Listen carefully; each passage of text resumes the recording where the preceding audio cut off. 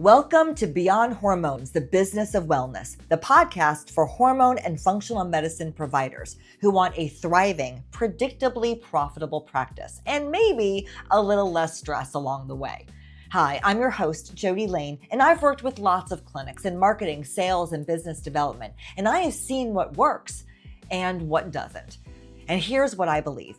Hormone and wellness care should be available to everyone who wants it. And while providers know the medicine, many struggle with the business side of their cash practice. And that's where I come in. See, this podcast is here to share real strategies, real stories, things you can implement in your practice right away. So I am so glad you're here. Come on, let's go. Hey everybody, welcome back to the Beyond Hormones, the Business of Wellness podcast. I'm your host, Jody, and if you have been riding along for this power series, then you know that today is the big day because today we're at the final letter, the final pillar. We made it to R, revenue. And I'm going to be honest with you. I debated with myself for a long time about what to cover in this episode because revenue is this massive, sprawling topic. I could do a 4-hour deep dive just on marketing funnels and paid ads and lead generation strategy and social media and email and SEO, and we could barely scratch the surface. There is so much that goes into building the revenue engine of a hormone and functional medicine practice.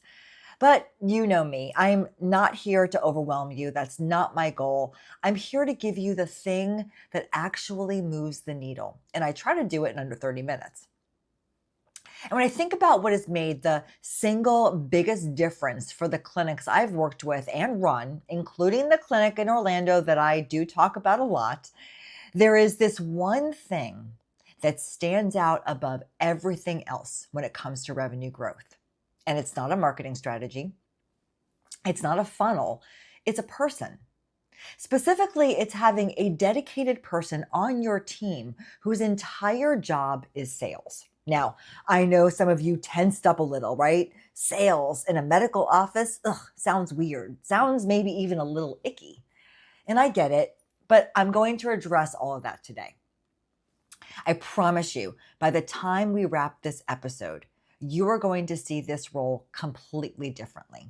So just settle in, whatever you're doing, walking outside, working out at the gym, cleaning your house, because today we're going to talk about the patient liaison, what this role is, what it does, what it costs, who you should hire, and how to lead this person once they're on your team.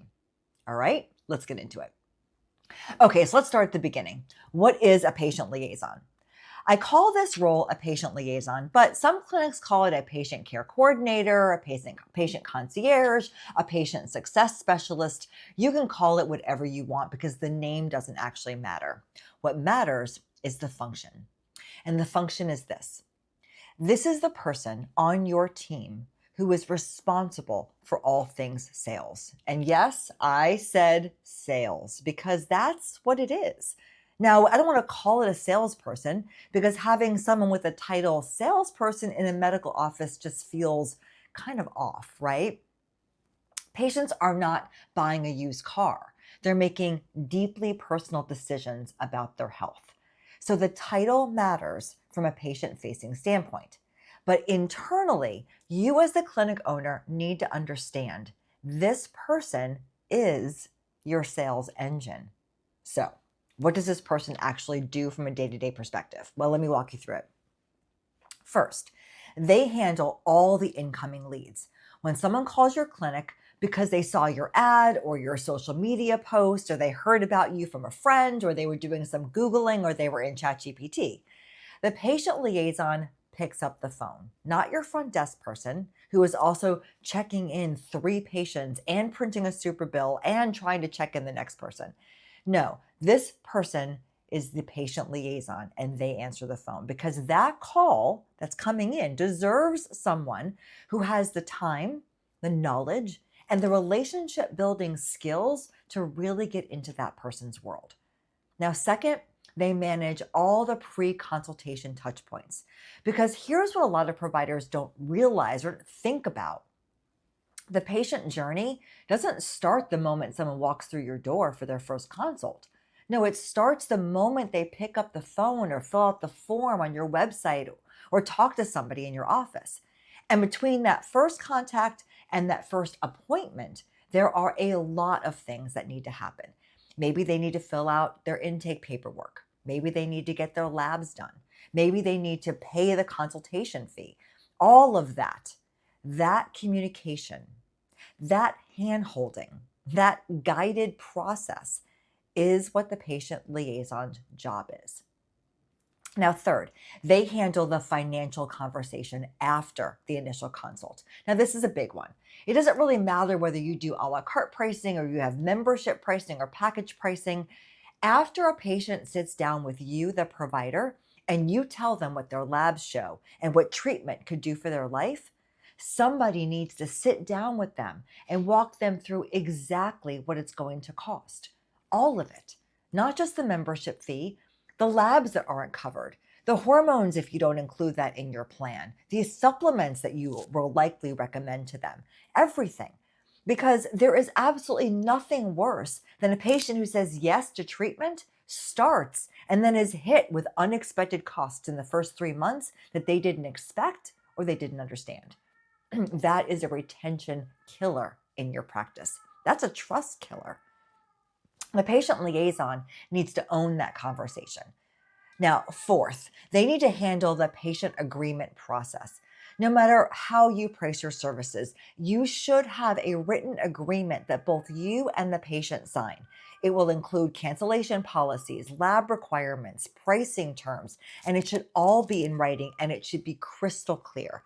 The patient liaison is the person who walks every new patient through that document and makes sure that both parties are on the same page before starting treatment. And fifth, and this is the one that providers most often underestimate, the patient liaison handles all non-medical follow-up questions from existing patients. Because here's the thing, once a patient starts treatment, the questions don't stop. And a lot of those questions have nothing to do with their prescriptions or their labs or any of that. They may have a question about a billing issue or a comparison they saw online about another clinic's pricing, or they couldn't get into the patient portal, or they had a weird interaction with a staff member. These are all conversations that, if handled well, will keep the patient coming to your practice for years. But if it's handled poorly or not handled at all, it leads to cancellations. And when you think about the fact that the lifetime value of a single hormone patient is somewhere in the neighborhood of $3,000 to $4,000 a year, or $12,000 or more over the course of their treatment, losing a patient because no one had the time to return their call is an incredibly expensive mistake. And this is one of the really important reasons this role exists. All right, now let's talk about dollars and cents, because I know that's where your head's going. Jody, this sounds like a great idea, and I know I need to do this, but can I really afford this? And I want you to flip that question, because the real question isn't, can you afford a patient liaison? The real question is, what is it costing you not to have one? Think about it in this way. Every single week, leads are coming into your clinic, right? Maybe it's someone calling the number on your website. Maybe it's someone who is filling out a form on your Contact Us page. Maybe it's someone who heard about you at a party because they were referred by another patient. Even if you're not running paid ads, even if every single patient you have came to you purely by word of mouth, those leads are still coming in, and somebody is answering those phone calls. Or maybe nobody is. Maybe they're going to voicemail. Maybe they're getting a call back 3 days later from someone who is juggling 6 other tasks when they could have been calling back. That first impression you're making on that's the first impression you're making on prospective patients. It is everything. Now, it's either going to start with a relationship that lasts a decade, or it's going to send them straight to the clinic down the street. Now, if you're running paid ads, then I want you to lean in and I want you to listen really close. You're spending real money to generate those leads.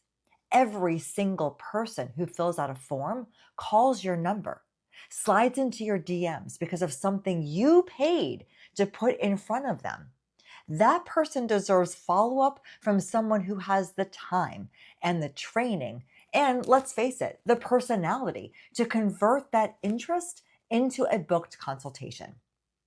Now, when I worked at the hormone clinic in Orlando, and this is something I talk about a lot because it really was the proving ground for everything that I now teach.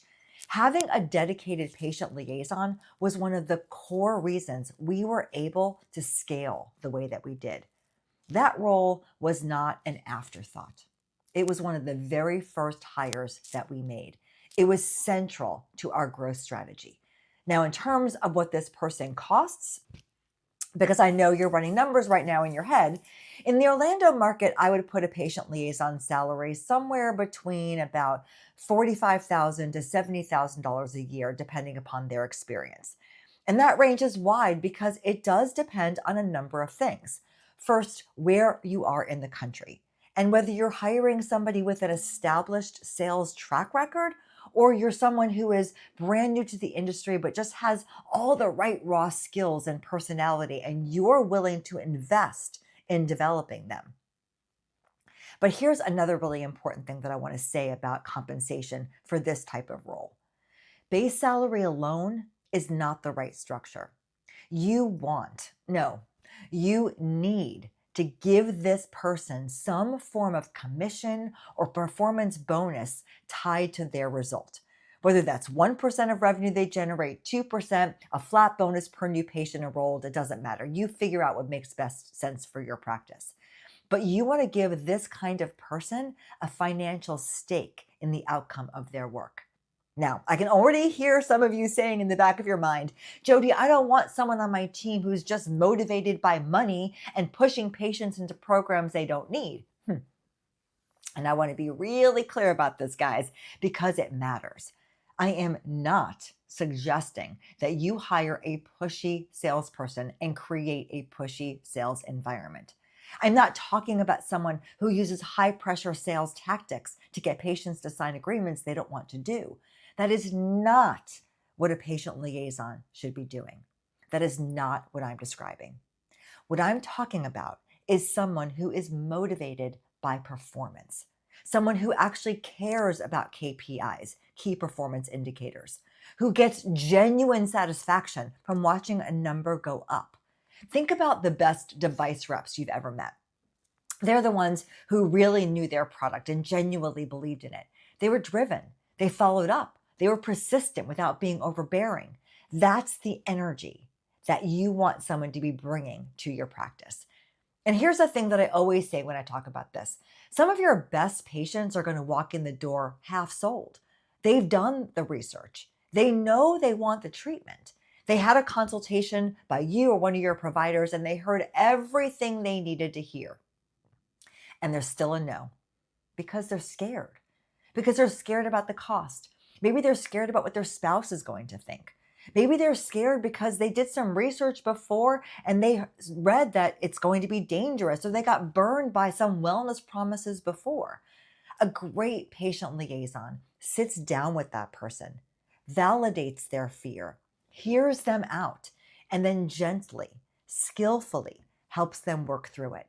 And 3 months later, that patient walks into your clinic with their energy back, their sex drive back, their relationship back, and they're thanking every single person on your team for encouraging them to start.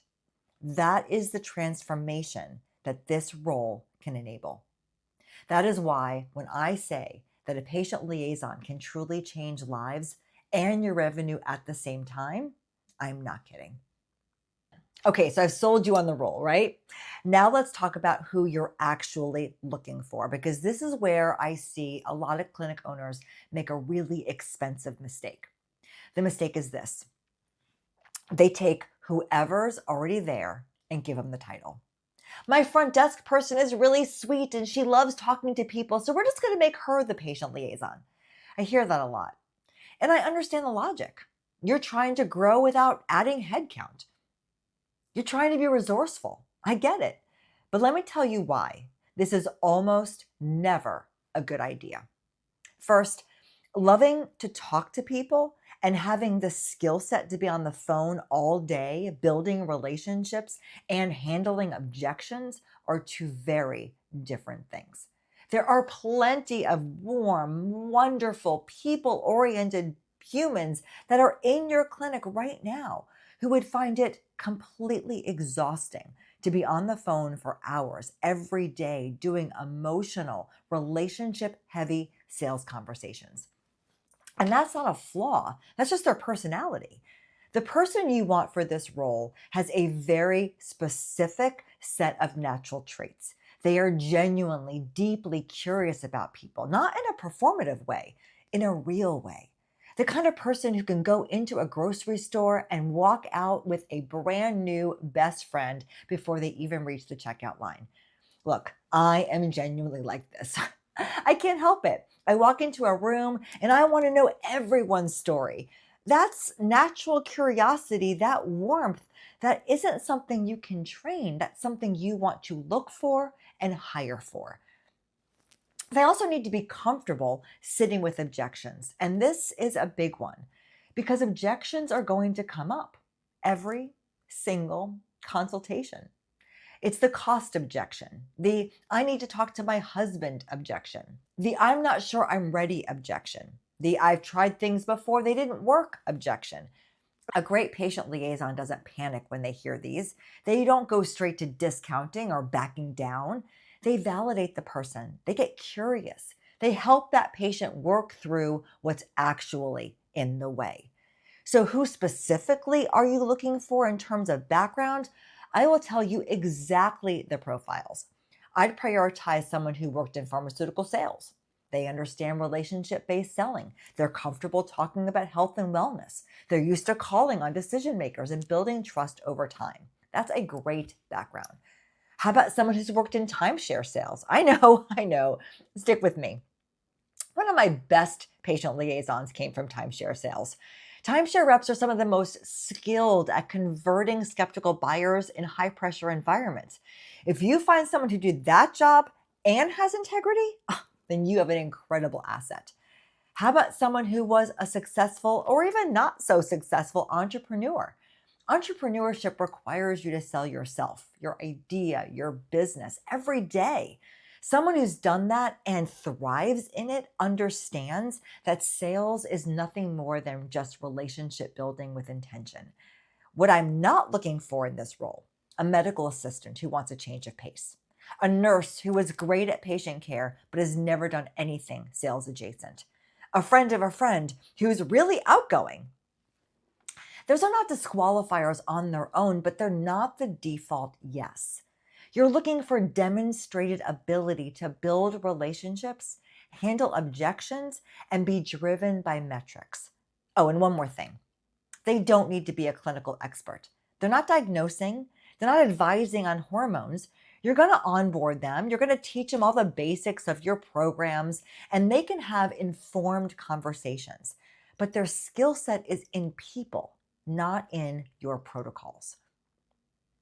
All right, so let me tell you about a client of mine who owns a clinic in Virginia because this story really illustrates exactly what happens when you hear this advice and almost follow it, but not quite. This clinic was doing over $1 million a year. They had the revenue, they had the space in their office, and they wanted to grow. And from the very first planning workshop we did together, I told the owner, you need to hire a patient liaison. He heard me. He nodded. He said he'd think about it. And then he didn't do it. A couple of months into working together and me beating this idea to death, he finally decided to hire someone. But instead of giving her the actual dedicated role, he put her at the front desk. His thinking was this. Well, there are only patients 3 days a week, so 2 off days, she can do more outbound calls. And, the clinic days are never really back to back, so she won't be that busy. She'll have pockets of time where she can do patient liaison work. Now, I want you to picture what this looked like in real practice. She's sitting at the front desk. You know what a front desk looks like, right? The phone rings, incoming patient call. She answers, then a patient walks in and needs to be checked in. Then a prescription refill needs to go out. Then someone needs to be rescheduled. Then she has 3 minutes of downtime and she tries to pull up her CRM to make an outbound call, and the phone rings again. Meanwhile, every conversation she is having about a prospective patient is happening in full earshot of the entire waiting room. It was a complete failure, as you can imagine, not because she wasn't capable, but because she was never really given the conditions to succeed. She was constantly pulled between her front desk responsibilities and her patient liaison responsibilities, and neither got done very well. And he let her go. And the minute he did, like the minute she walked out the door, he called me and he said, "Jody, I get it now. I need somebody sitting in one of the back offices with nothing else to do but generate sales for my clinic." Yeah, that's exactly right. That's what I had been saying all along. So take this story to heart. Don't be that clinic owner. Don't wait 6 months and then hire the wrong person and wait another 6 months to see that it's unraveling before your very eyes. The moment you have the revenue to bring this person, bring them on and give them a dedicated space, a dedicated role, and most importantly, a dedicated time to do it all right. Here's a simple way for you. I want you to think about the ROI. Let's say that this hire costs you $65,000 a year in total compensation, including bonuses. If that person brings in 25 new patients in a year, 25, they have paid for their own salary and then some. And every patient above that 25 is pure revenue growth that funds your next hire. All right, so you made the hire.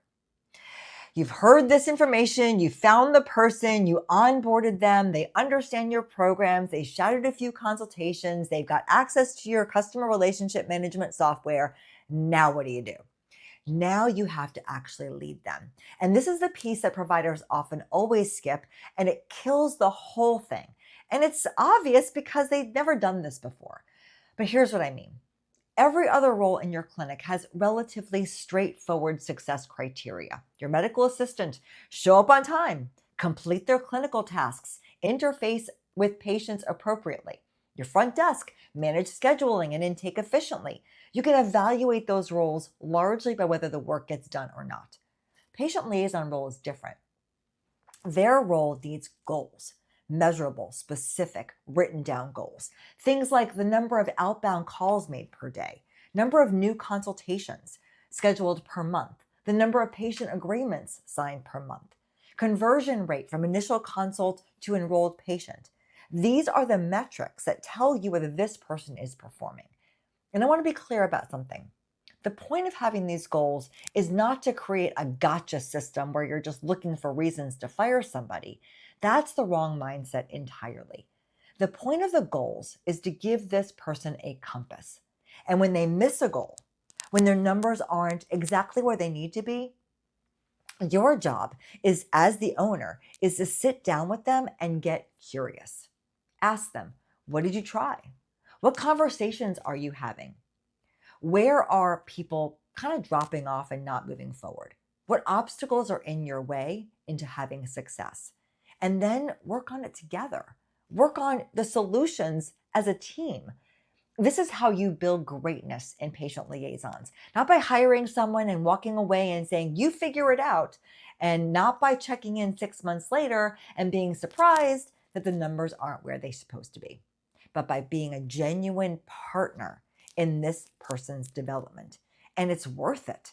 Because if they succeed, if together you work on actions that allow them to be more successful, get the numbers, or reach the goals, then everybody wins. I cannot stress this enough. You are a part of this process. It's your clinic. It's your growth. Don't outsource your accountability for revenue to another person and then wonder why it isn't growing the way that you want to. If after several months of real investment, real goal setting, real coaching, real collaboration, then this person still isn't moving the needle, that's a different conversation. I'm not saying keep somebody forever, but you have to actually Take the time, put in the work, help them develop, and see if you can fairly evaluate whether this person is the issue.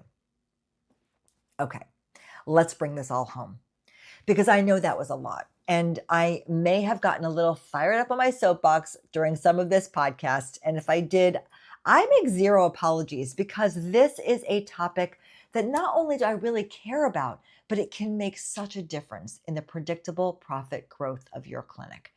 So here are the 4 things I want you to walk away with today.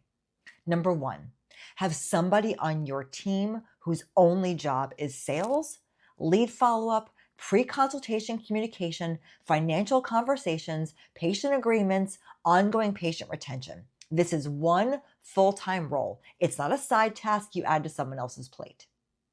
2, hire for the right skill set, not for proximity. You want someone with a background in relationship-based sales, pharmaceutical sales, timeshare sales, entrepreneurship, something like that. Or at a minimum, someone with proven natural curiosity, strong communication skills, and a genuine drive to hit numbers. Medical background is not required. Number 3, make this their only job. Don't split this role with front desk duties, clinical tasks, or administrative work. You will not get what this role can give you if this person is constantly being pulled in other directions. A dedicated patient liaison in a dedicated private space focused on one thing is a completely different animal than someone trying to do 2 or 3 jobs at once. And 4, you be a part of the process. Give your patient liaison specific and measurable goals. Meet with them monthly. Review the numbers together. Help them problem solve. Nurture this person. Invest in their growth. Because when this role is working, when you've got the right person fully focused on sales with your support behind them, it is genuinely one of the most powerful levers you will ever pull in your practice. And with that, we have officially completed the Power Framework series. We've gone over positioning, operations, workforce, experience, and now revenue. 5 pillars, 5 episodes. And if you've been with me for all of them, thank you. Genuinely. I mean, it really does mean the world to me that you're investing this time in your business. And I hope that something in this series has sparked an idea, challenged an assumption, or given you a clear next step. And if you missed any of the episodes, by all means, go back. Go listen to any of these pillar episodes so that you can get the entire framework. And as always, if you heard something today that made you think of another provider or a colleague or a friend, someone who's just starting out or someone that's just reached a ceiling with their practice, do me a favor, share this episode with them. It helps out more than you know. And if you've got questions, you know where to find me. Email me direct, Jody, Jody, at acceleratedmedicalpractices.com. Thank you so much for being here. We have our next Fiverr coming up on Thursday and a ton of incredible interviews that I have been doing as we've been doing this Power series. So we're going to do several weeks in a row of just interviews on Monday because there's a tremendous amount of knowledge out there and I've captured quite a bit of it and I can't wait to share it with you. Thanks for being here with me. Thank you for listening to Beyond Hormones, the business of wellness. I hope that you're walking away with fresh ideas and real strategies you can use to grow your practice with profit and purpose. If you enjoyed today's episode, be sure to follow the show so you never miss a conversation. And if something you heard today resonated with you, do me a favor, share this episode with a friend or a colleague. It's one of the best ways you can support the show, and it might be exactly what they need to hear right now. If you want even more tools and support, go ahead and head over to acceleratedmedicalpractices.com. Until next time, keep doing the work that matters. Your patients need you, and I am cheering you along every step of the way.